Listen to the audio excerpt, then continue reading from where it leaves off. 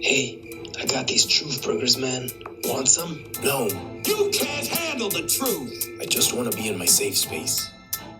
From the studio that bought you 2018's iconic Halloween, Oh, man. I got peanut butter on my penis. to the critically acclaimed Halloween Kills,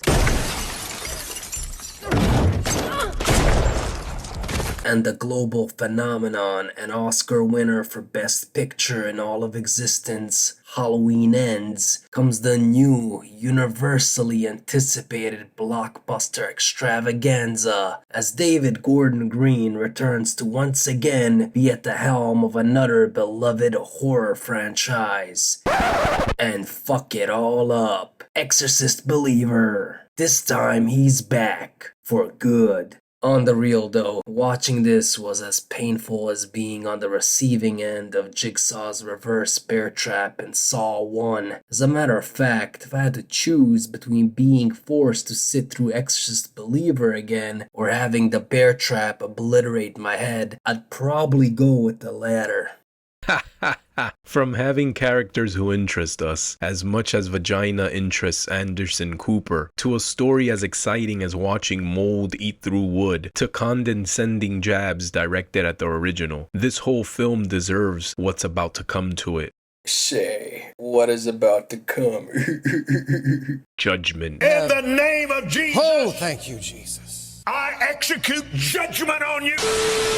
So, Exorcist Believer is a sequel to the 1973 classic The Exorcist, and it follows the story of two young girls, Angela and Catherine, who venture out in the woods to perform a seance in hopes of speaking to Angela's deceased mother. The girls go missing, and after an organized search, turn up 3 days later. Everyone is baffled when the girls have no recollection of the previous 3 days and start displaying unusual behaviors which turn out to be, you guessed it, signs of a demonic possession. The plot strongly focuses on the impact of the possessions on Victor, Angela's father, who is the main character, who's lost his faith after the death of his wife. The plot also focuses on Miranda and Tony, Catherine's parents, and side characters who are as engaging as a fucking corpse. I swear NPCs in a Grand Theft Auto game are more interesting than these people.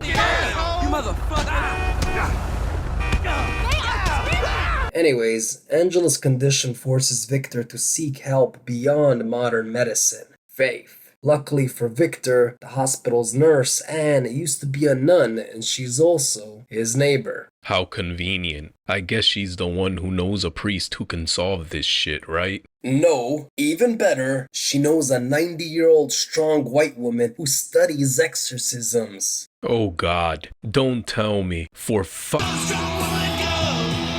Now, you may be wondering, if this movie isn't directly tied to the original characters, why the fuck is Chris McNeil even in this? Well, we are talking about David Gordon Green and Danny McBride after all. So bringing in old white women and stripping their legacy characters of authenticity and giving them a strong woman leadership act is sort of their thing. Anyways, Victor, acknowledging the fact that he's a minority character in 2023, recognizes that he's better off following the lead of a strong white woman. And who better than Chris, an expert on exorcisms? Something the film doesn't let us forget. I guess you're somewhat of an expert in demonic possession, is that correct? I guess you could say that. Expert of exorcist. I have studied the rite of exorcism in every culture that I could find. I studied every culture, every religion, every ritual for it I could find. I just learned so much about all this stuff. All right!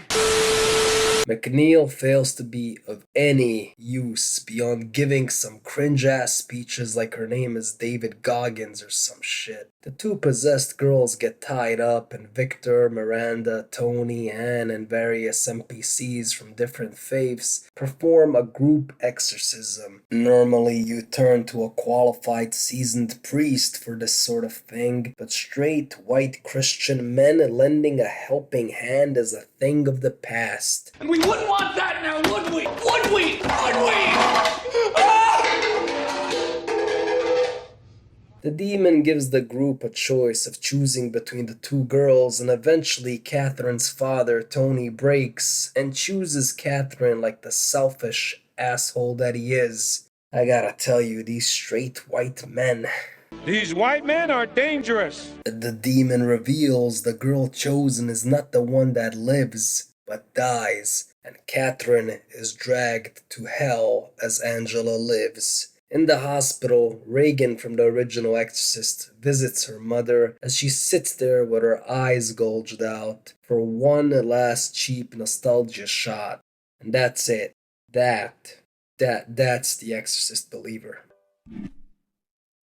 What the fuck was that? First of all, the story. This movie is fucking boring. There's nothing of real substance in its story or characters to keep us engaged. The dialogue is repetitive. Scenes that are supposed to be impactful are just fucking lifeless. They also try to be grotesque and violent, but it comes off as forced. There are no iconic scenes, creepy atmosphere, or a haunting score. My god, it's an exorcism movie. Throw some life into it, some dread.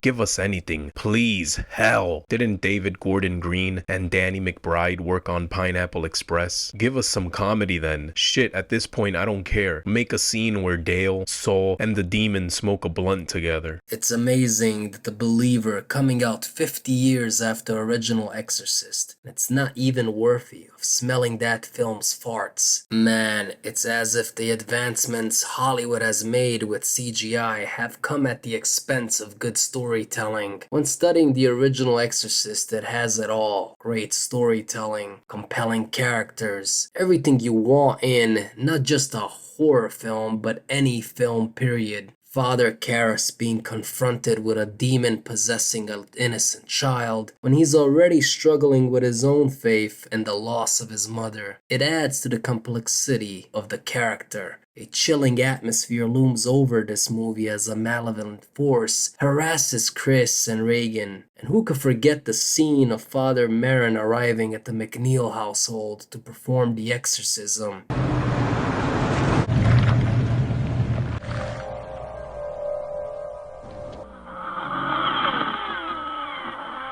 Fucking iconic. This is what we want. But in Believer, you have laughable scenes like Victor arriving home to find his neighbor performing a random-ass group ritual. Hey, Victor. Oh, good, you're home. What I say? It's okay. It's they're with me. I need you to get everybody out. Ladies, come on, fastest, dude. Come on, hey pal. I was just trying to help. Get the fuck out. Okay. What the fuck? Did these people just break into this man's home? As for Chris McNeil, she pops into this movie and about 10 minutes later her eyes get stabbed by a possessed Catherine, making her a non-factor. How fucking stupid. Oh, hang on, Aiden. Let's talk about Chris McNeil for a sec. Let's talk about the line. Oh, don't you do it, you son of a bitch. Don't you mention the line. Please, not the line. Play the scene. You motherfucker. I didn't actually witness it, the exorcism. They wouldn't let me. Why not? My opinion, because I'm not a member of the damn patriarchy. I'll tell you what, that girl is a Jezebel, ladies and gentlemen. The real and only reason she's in this movie is to rewrite another legacy character into one that modern liberal Hollywood approves of. In the original film, she's portrayed as a scared mother who's desperate to save her daughter. You sympathize with her character as she's confronted with a force that's beyond her comprehension. It's the way any mother would react. There's nothing outdated about that. But in this movie, she's a world-renowned exorcist expert who's knowledgeable about every culture on the planet. She's this movie's Father Merrin, but it does not work. This change in her character looks forced and is as believable as making a sequel to I Am Sam, only to have Sam as an alpha male giving young men advice on how to make some cash. On top of making her as irrelevant as a stop sign in GTA, the writers succeed in transforming this once likable character into an ungrateful feminist bitch. In the original, she places her faith on Father Merrin and Father Karras to save Reagan's life. Is it over? Is she gonna die?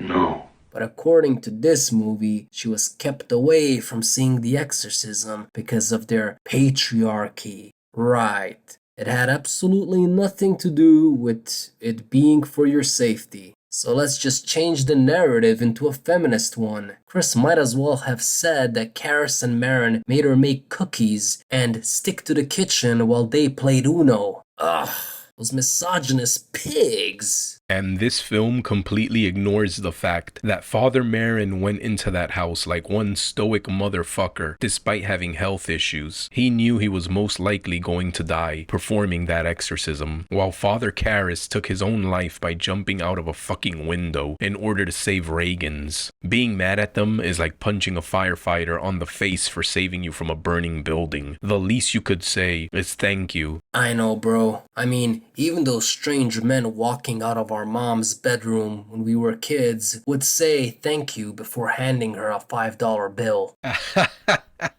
Oh shit. What did you say? Let's talk about the group exorcism ritual. The original Exorcist portrayed Christianity in a pretty positive light, to be real, something you hardly get in today's movies. Father Marin and Father Karras actually made being a priest look cool.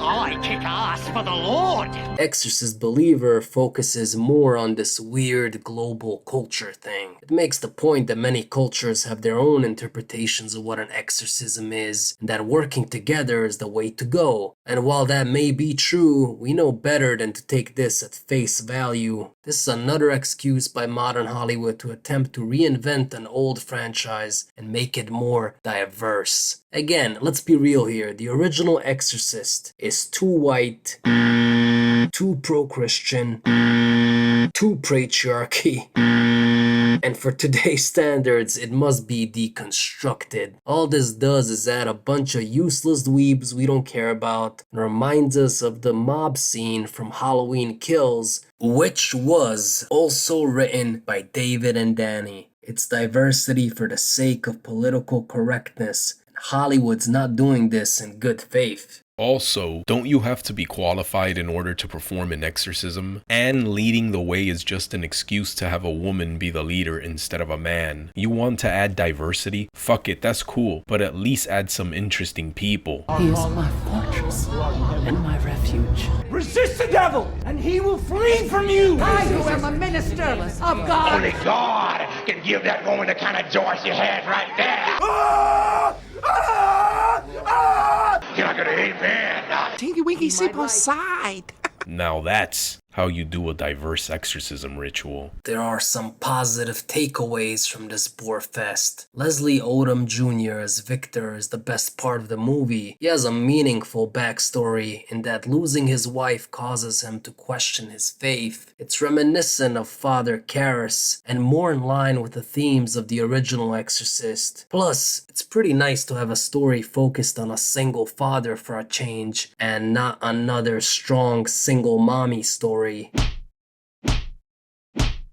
Having two possessed girls also hurts the movie as it adds extra characters that don't need to be there, but since it's 2023, even the devil is an equal opportunity believer, so why not be diverse in your demonic possessions, right? I know you're angry! I'm angry! However, we do applaud the movie for having the guts to have the demon drag Catherine to hell in the end. It was gutsy, and it did lay out consequences, which, if you saw our What Makes a Good Horror Movie video, means a lot to have an antagonist that does actual damage. Some movies can learn from that. But ultimately, even this ballsy ending has no payoff as the movie just isn't scary, and the scenes that are meant to be scary come off as laughable. The body in the blood! The body in the blood! The body in the blood! The body in the blood! The body in the blood! Stop it! What the was that? And the build-up to the possessions of the girls is rushed and weak. What'd you say? I said the build-up to the possessions of the girls is rushed and weak, bitch. From unnecessary characters to crappy dialogue to adding a feminist narrative to another horror classic, this is a David Gordon Green movie, alright. He pulled similar things in his putrid Halloween trilogy. Ultimately, we are talking about a writing duo who have no idea how to make a good horror movie. That's two horror classics that these fucks drown in a pool of shit. If there's any blessing in this curse of a movie, it's that David Gordon Green and Danny McBride have overstayed their welcome in the horror genre and should be strapped onto the Pineapple Express and sent on their way back to the Pothead Island that they came from. What? I said they should be strapped onto the Pineapple Express and sent back to the Pothead Island they came from. And that's the bottom line. Your Stone Cold said so. For the starter! 2 outs! For the starter! You can kiss my ass.